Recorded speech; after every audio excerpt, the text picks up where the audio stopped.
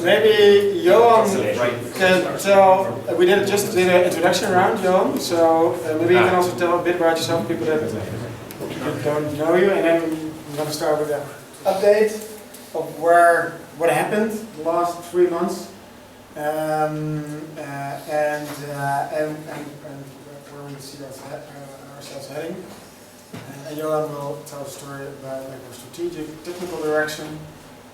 And you can tell a bit about yourself. Yeah, so I'm Johan, I'm tech lead of the Things Network, and I'm involved since June, I think, when we first discussed Wienke came up with the initial idea, and then started to see how we could technically make it work.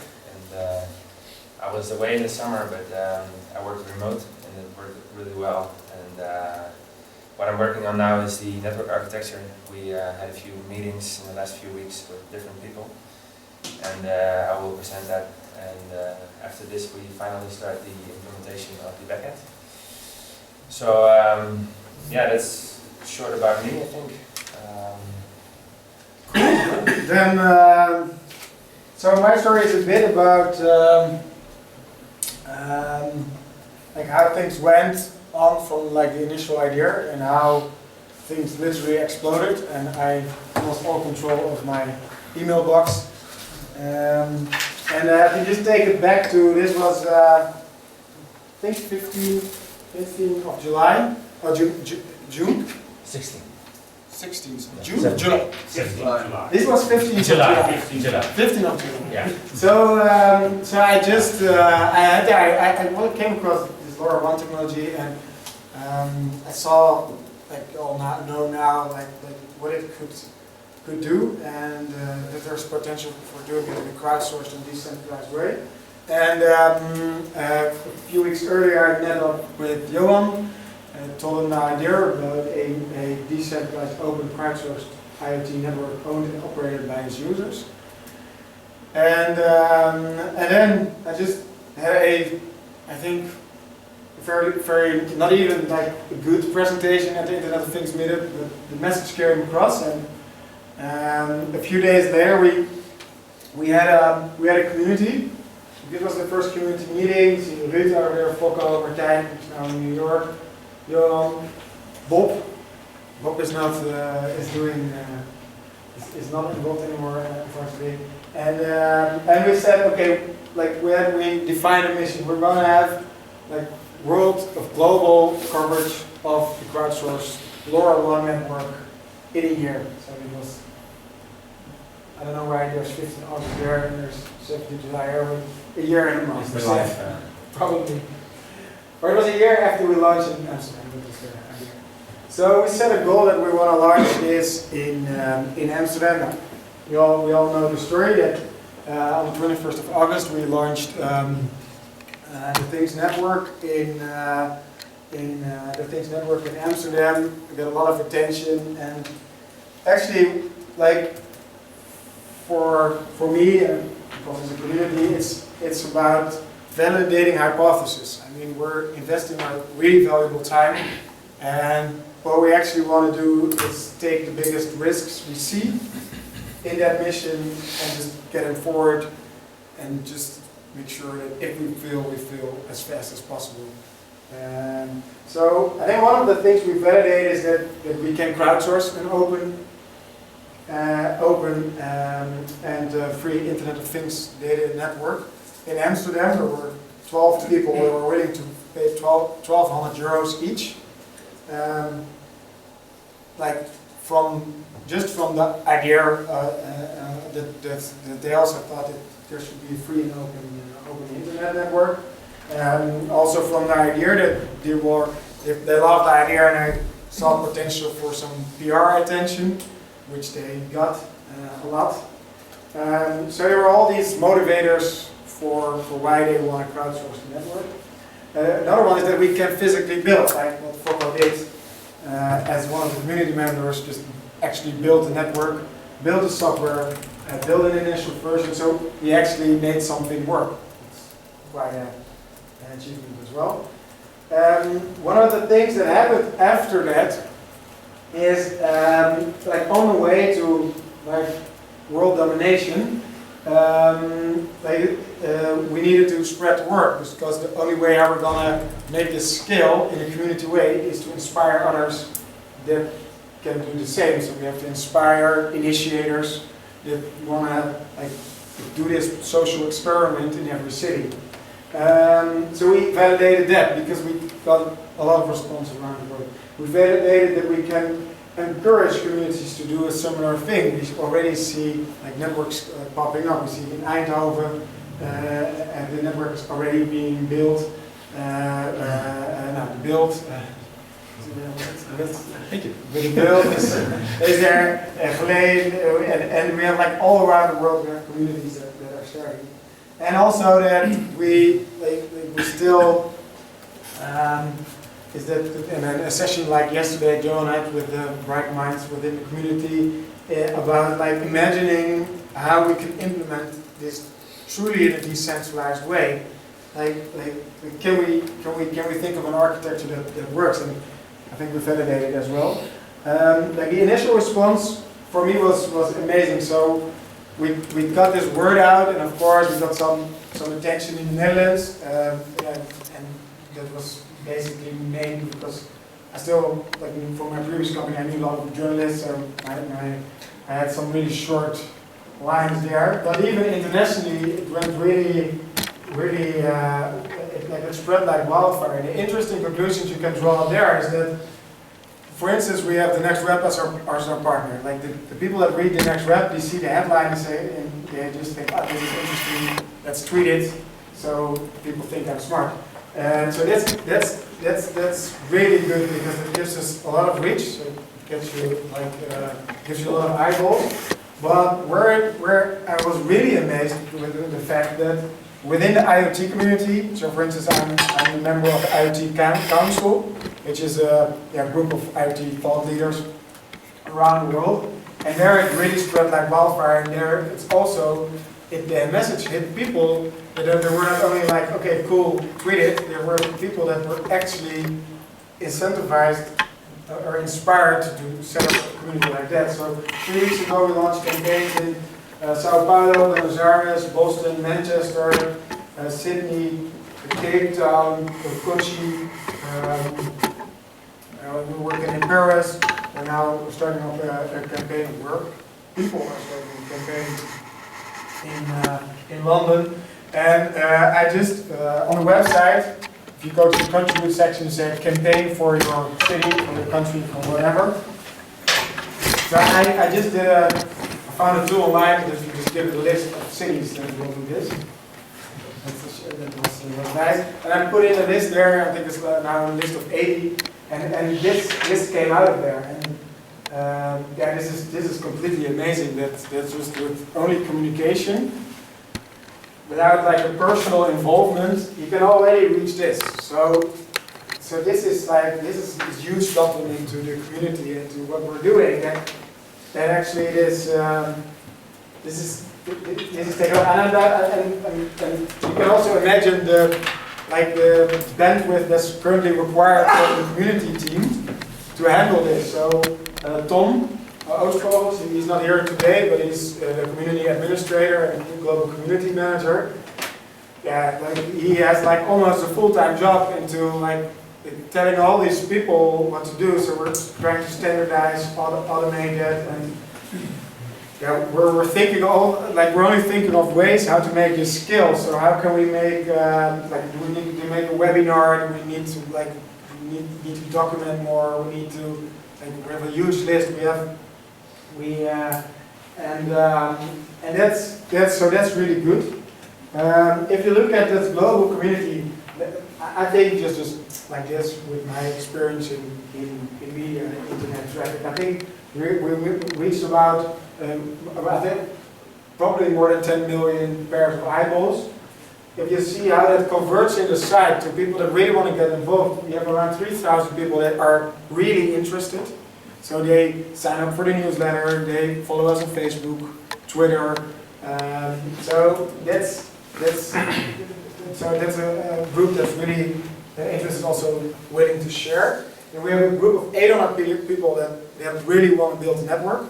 Most of them don't know how, because people that do know how, they start doing it already right away. But I believe we have a group of 100 people that are not only willing to build a network, but also share the story and contribute more and run local campaigns. And so this is already like, if you see like if you look at like how we've been like doing a lot of PR, it's been a lot of communication. So that's just a thin thing. It's just a laag of chrome. So we have to put depth in what we're doing.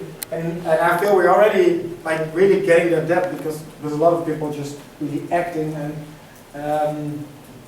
yeah, let's say that the information inflow and photography is like this and the bandwidth is like this. So yeah, we're working hard to do that, and luckily we have also some tools to do that. Just first one step to like the next steps. So back to like a picture like this.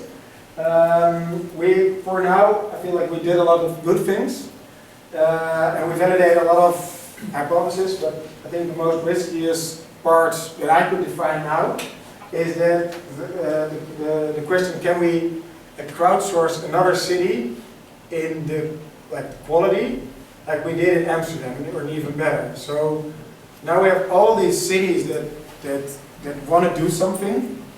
But like, are we able to, like, in a remote way, like, inspire them, enable them, whatever, support them to do the same in their city? And that's a real scalability challenge we're having right now. The other one is we validated that people want to buy this gateway. So it's a capital expense. So you buy a gateway, it's your capital investment. And the telco network also has operational expenses, like the power, like your internet connection. So, for instance, from Sao Paulo community, I get the question: who's going to pay for the power bill for the gateway? And I was like, you are. like measuring that power usage is more expensive than the whole power usage itself. So. But still, and then because of course I'm completely not I don't know their situation. So yeah, we have to have a backup. You have to use a UPS. Who's going to pay the UPS? So there's this whole like different world, and that's also very that gives you a lot of energy to talk to all these people. So today I was talking to a team in London, and they started off with legal questions, and I thought, what's the problem? Just do this.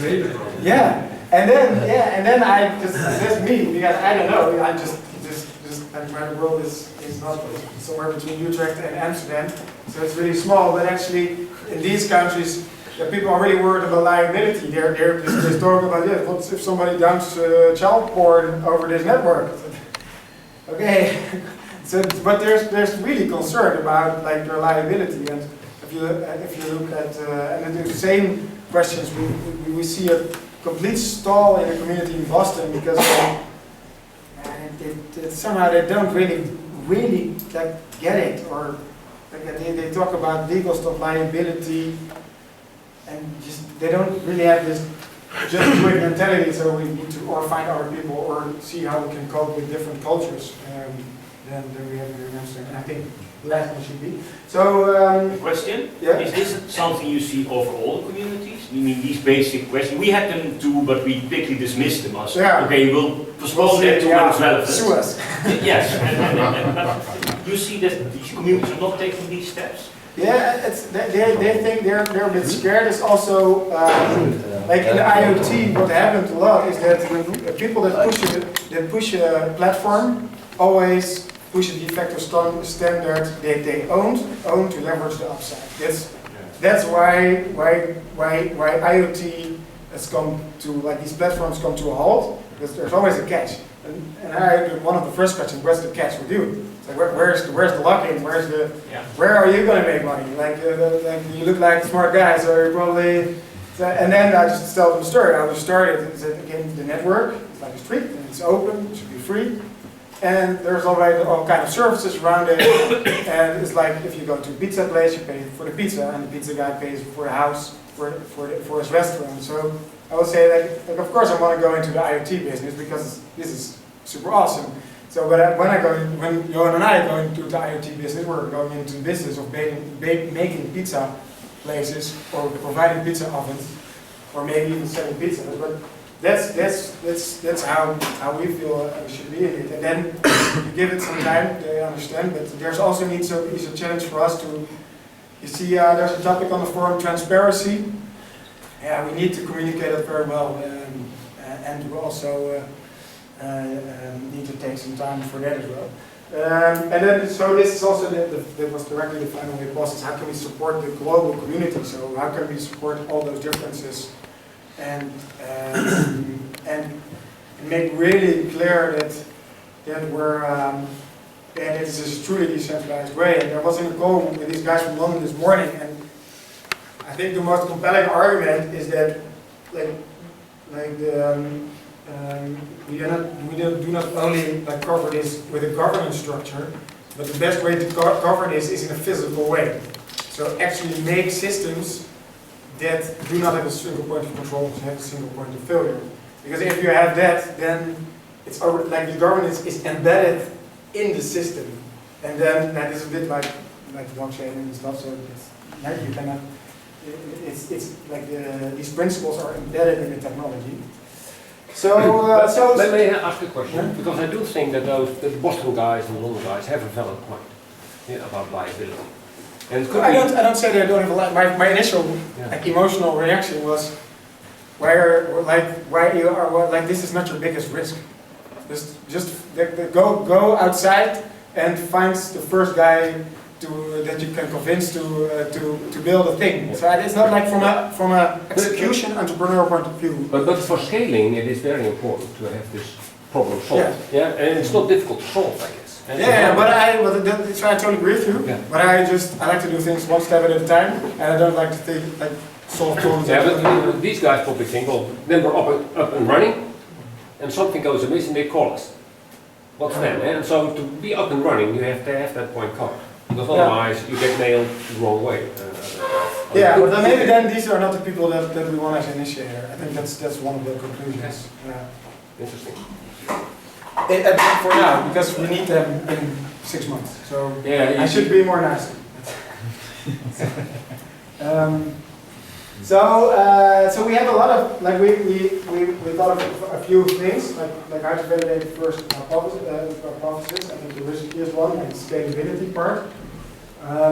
We need to do is we really need an out of the box solution. So something that they can organize a workshop and within 2 days they have something that works. For me as well, like now if I tell a story, I just have to tell a story. If I would have a button on my keychain, and I would say if I press the button and then maybe something happens with my phone or with the lights or something, then you have something that's really more easy to tell the story and to spread the word. One question about the out-of-the-box working solution. So, okay, the gateway is there, but to make it a complete solution, there must be a standard sensor or something like this. Do we have this as well? That's what we need to create.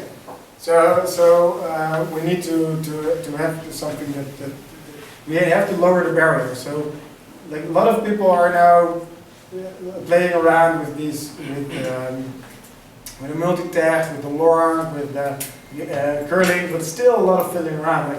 Like how, you already installed how many? 10. And you just did one. How long did you take it to? Well, if everything works fine, it's like 1 hour and it's on the air. But if there's a problem, it's days of work to figure out what's wrong. And you know what to do. Yeah. That's the point. But you have in the community people that are actually like motivated by these hurdles because that's just fun. These are challenges. It gives you a lot of insight about the internal workings. So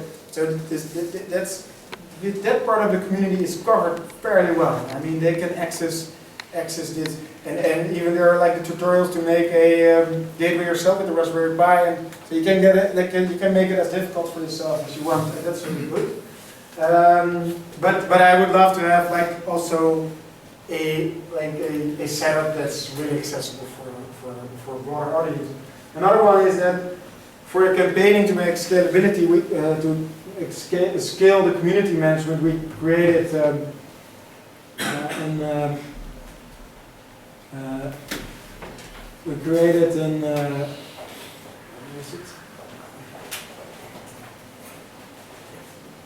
so we create these local pages. Is the Wi-Fi working? Yeah, this is a vol. Huh? Dus dit is een cloud. Ja, maar heb je apart Het is sluit heel betaalbaar. Tepeling. Het is wel goed, maar het is goed. Ik zou gewoon... Ja. So this is the hook. So they know what's wrong with this one. So if we create a site. Here there's a little map with all the gateways. So they are in the management system. People can sign up. They can add their team.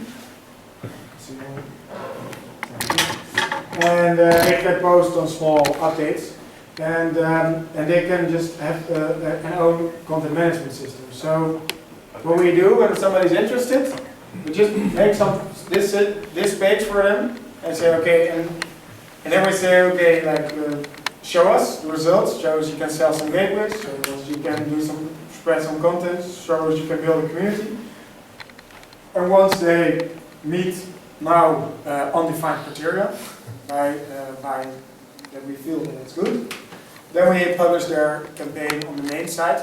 And we need to structure that, so it needs to be a guide. Okay, like make sure your local IoT meetup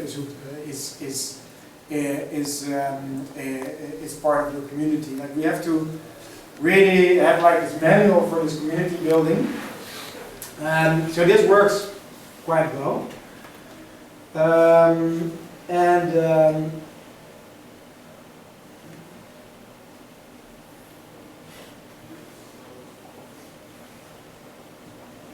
So another thing we did is the wiki and a forum, so a place to share knowledge. Forum is already quite active. We also use the forum to do team building for campaigns. For Ghent, there was a good example that worked, but people can just post on like the Barcelona category, team building, hey, somebody from Barcelona there, and then we redirect them first to the team building discussion, and if something grows from there, then we talk further with them. And one of the other things we did is we set up the Things that Work Foundation. It's a stichting. So until now, about liability, Jon and I were personally liable for the Things that Work. So we created a foundation with a mission to support Things that Work community in building a global Internet of Things data network, free and open for everyone to use. And that gives us also an entity because we're trying to raise funds and to really be the backbone of the network and the support for the community-owned network. And one of the other things we did, I think I already told a lot about this. This is information I'm going to share. This is going to be public only from Tuesday. I'm going to share it here. As a press release, and what we saw around the world in communities that, first of all, a lot of communities have a problem with they need a lot of technical expertise to operate the current devices. And the price was still like quite high. You have these currents cost around 1,200. You have the Multitech would come around around 700. The LoRa is around 400. So we thought let's make a out-of-the-box working plug-and-play things gateway. We met up with Project ASU Daytona, and this is going to be our story, is that we're going to enable the community We're building the network at 20% of the cost, as that we're building the network right now. The announcement is going to be at the crowdsourcing week next week. It's an international crowdsourcing week in Brussels. There's where I speak, and I thought, yeah, it's a better place to launch a Kickstarter than the crowdsourcing week. And this message, and I already got like some media commitments. They're going to post right when we launch, so that's really good. I'm gonna show you one of the like more marketing things we did is this, which it was built by Martijn, and this is a tool where you can like calculate how many people you're going to provide with Internet of Things data connectivity, and that's here the question, and this is the product. And for instance, I live, let's say, in Utrecht, Jaarbeurs. I don't live there, but. And it just says a dot here, and then it says directly how many people I'm going to reach. So this gives you like this visual confirmation of, okay, cool, so this is my space. This is, and then.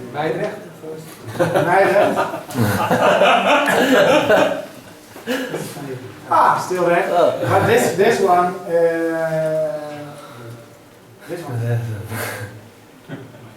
just fits with it. So we first had, and this is interesting. And even for the Kickstarter, when I show these pictures, so for example, we're talking to in the US, talk to different companies that, for instance, say, like, just give me a package of these gateways and let me cover the entire Manhattan. And or even we're talking to a party in Detroit to say, like, let's do Detroit, and then I send him a picture of all these balls across Detroit, and they just say, you see that like with 50s of these gateways, and they say, yeah, that's going to cost you 10,000 euros, and then I think, okay, that's just. You cannot really comprehend it. This is actually it's NASA data. It's open data. Does it include the buildings? The people that work there. You mean the No, I mean the offices? building there, because of course the distance you can travel with LoRa depends on the number of buildings. No, we had a moderate range of 3 kilometers. Oh, okay. But that's really low if you. So it's just based on density of population. The density of buildings. So maybe Maastricht is bigger. So we were actually discussing we should do 3 or 5 kilometers, but if we do 5 kilometers, it's a bit. I think it's a bit too opportunistic. So you'd rather be safe and then because they're. So and then of course you can commit to a place. So. Now you can commit it, so you have your email address. You can tell the world, hey, I'm reaching so many people. So this is not public yet. This is not public. No, this is also not public yet. There'll be all news about Brussels and stuff like this. This we're gonna give the public. So this, please keep this for yourself until next week. And then we have the Kickstarter. And I'm going to show you, I think everybody saw the video on the website, right? Imagine an Internet of Things data network that's created by the people and free and open for everyone to use. That's our mission at the Things Network. We are a group of people that is building a global, crowdsourced, open, free Internet of Things data network. New technologies allow for things to connect to the Internet without Bluetooth, 3G or Wi-Fi. This technology is called LoRaWAN. It's very battery efficient, so devices can last up to 3 years. It's long range, it has a reach of around 10 kilometers, and it's low bandwidth, ideal for the Internet of Things. The good thing is that this network can be built at a fraction of the cost of traditional mobile data networks. The bandwidth used by LoRaWAN is open, and the network equipment is low cost. In the old world, building such a network was up to large corporations. We built the network ground up, funded by its users. So with a small group of people, it's possible to provide data connectivity for an entire city. It's our mission to support that globally. The city of Amsterdam was covered in 4 weeks, and use cases were built on top of that starting from the first day. We believe the abundance in Internet of Things data connectivity we're providing result in exponential innovation in the Internet of Things. You are the network, let's build this thing together.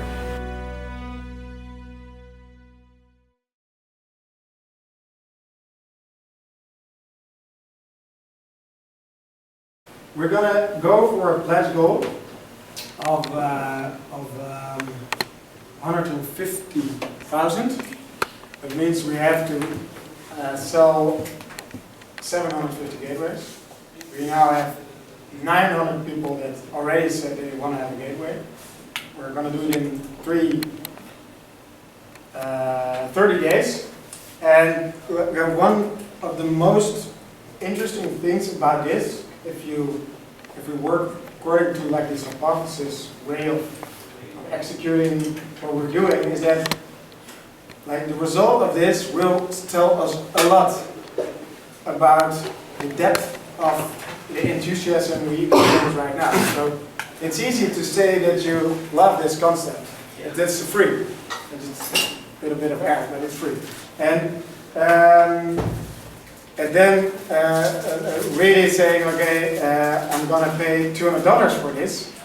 Like how many of these 3,000 people that are generally interested and generally not really interested, how many of these people are we going to convert? Or if we're going to convert 25% of these people, then I feel very confident that we're really onto something here, that we can build a community network. And if we don't get our goal, this is also extremely valuable information, because, for instance, if we only reach like 20,000 euros, we could sell maybe 100 of these things. Then we know that doing it like this, or and even having a crowdsourced network, there is something that we should seriously consider doing something else, because we might be wasting our time. So I think that's really cool, and we've got the momentum, and this is not something you should like spread publicly, because we're going all in. I believe we're going to get this 150,000 euros, but to like the in-crowd, it's very interesting as a community member, like within the inner circle where you are right now, to see like how these outer circles, how serious they are. So, may I ask you a question? Yeah? Because I'm new to this, so I can easily see the LoRa network have appeal, but it only has appeal if I not only can put stuff in, but also get stuff out. And that's what I don't hear you talk about. Yeah, that's my presentation. That's okay, that's good. Yeah, but it's a technical way, but you also use cases. Yeah. Yeah, so we're not, use cases is the next step. So like it's a chicken egg problem, and we're focusing on the chicken right now. Okay. And we're trying to. So what is it? Like if we're gonna address a broader audience, the message for the people that we experience or really want to build this network is getting diluted. So I would rather have like one spiky message than a vague one. Because that's immediately sprung to my mind. So that's what the with the things that we wanted. I think that's a pretty good thing. Yeah. And also the sensor, I think that really helps, because then people say, hey, if I have got this thing, I can do something useful for it, for myself or for my family or whatever. Yeah. Yeah. So that's exactly also in here. So if you look, this is a typical Kickstarter page with a lot of information, telling our mission. Like the problem is that we feel the current hardware is too expensive. This is a product overview. We ask people to go to see their impact first, because that's always like if you see a map in a circle, it gets visual. Then we show the products to make first clear of all that it's a small. It's something that belongs together, a small system. And they all talk to the gateway and the specifications, the technical things about Uno. And they all proved that we already had a beta batch production. the note, what you can do with it. That we do everything open hardware in open source. So Very good. Open source. A little bit about LoRaWAN. This is actually we do a Kickstarter for. They said we needed to add a video on.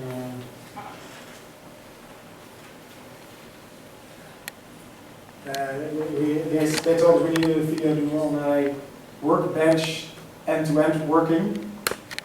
And we asked them like, do we need to like show you radio waves that it's actually no. Okay. So this is I think the Wi-Fi is not enough. The other video was already loaded. So a little bit about security. How do I connect to the things? The backend working. We're probably going to add a video here as well. Hopefully we can show that. Who is it for? Smart cities, universities, hackerspace, engineers.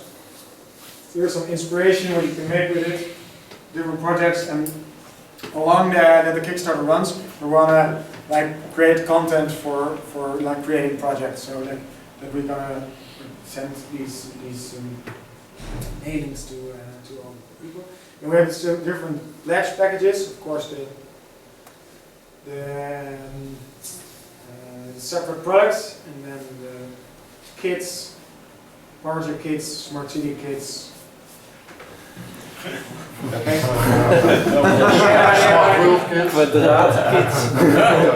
Kits. And planning. So we're going to ship in the quarter of 2016. The team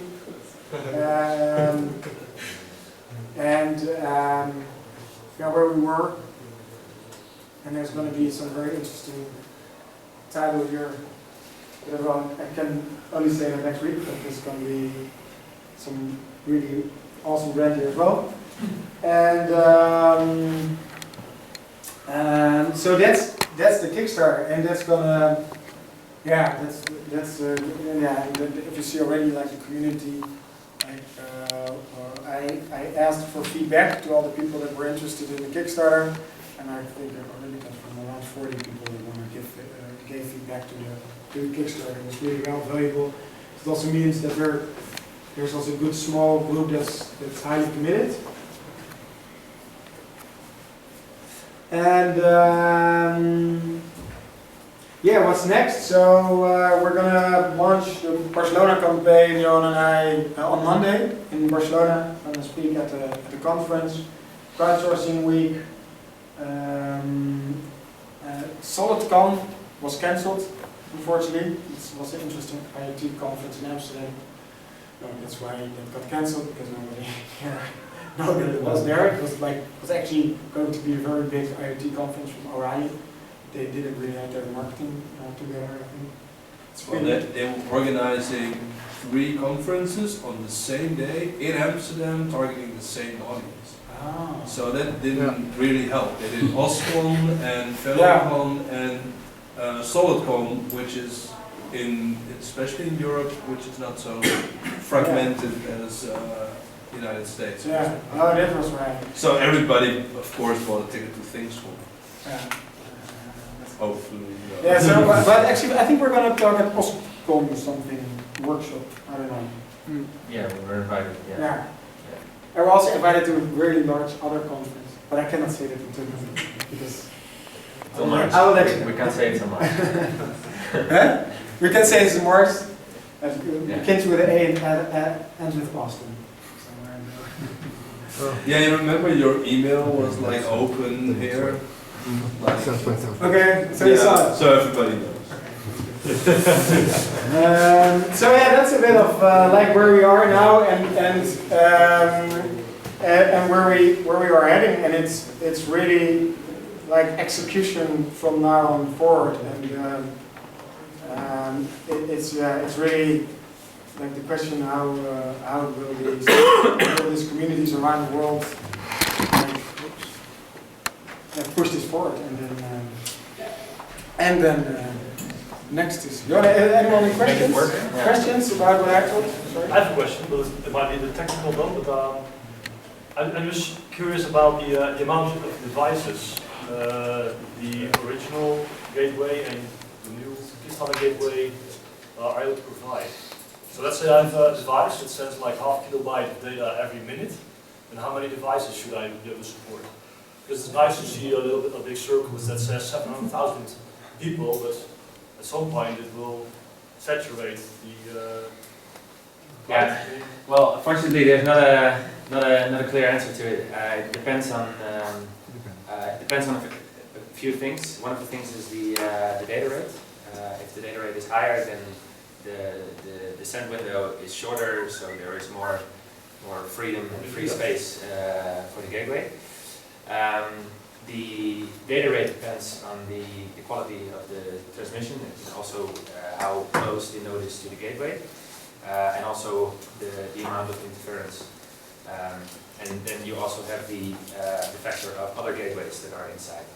So I agree, but is there like a ratio how the Kickstarter gateway compares to the current $1,200 gateway?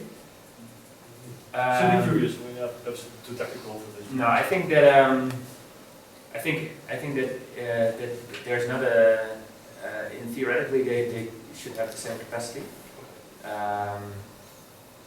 Yeah, but it will, and Based on the same hardware. it's the same hardware. So Oh, that's nice. yeah, no, so if you look at purely at the hardware itself, then there's no difference. But you can't really tell how many devices they will be able to serve. No, I agree. But it will be theoretically it's like 60,000, and maybe in practice 10,000 Okay. simultaneously per gateway, based on how many messages they send.